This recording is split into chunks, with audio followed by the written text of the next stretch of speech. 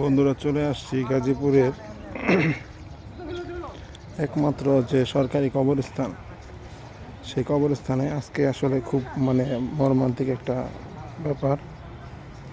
আমার খুব কাছের বন্ধু ইউসুফ, যাকে আপনারা অনেকে চেনেন, সার্ডির।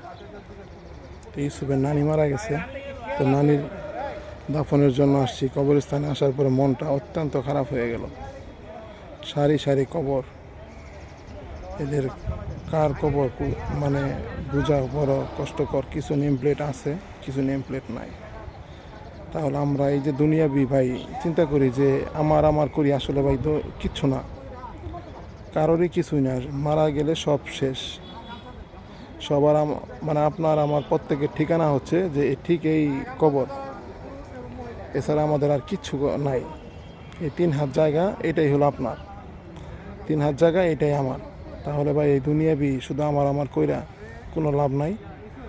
শেষ সম্বল এই কবর, আর এই কবরে যাওয়ার জন্য যে প্রস্তুতি, এটা আমাদের প্রত্যেকেরই নিতে হবে। এটাই হচ্ছে সব থেকে বড় কথা। কবরের যে প্রস্তুতি, সেটা আমরা সকলেই গ্রহণ করি, 5 ওয়াক্ত নামাজ পড়ি সবাই। এই আর কিছু বলার নাই ভাই। দেখেন,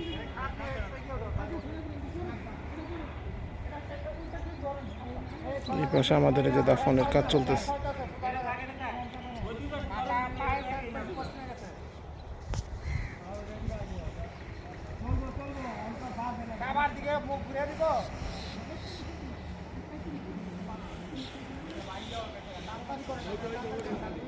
এটা আমাদের গাজীপুর সিটি কর্পোরেশন থেকে নিয়ন্ত্রিত। এখানে আপনার ওই সিটি কর্পোরেশন অনুমতি নিয়ে যে কেউ গাজীপুরবাসী যারা আছেন বা তারা দাফন করতে পারে।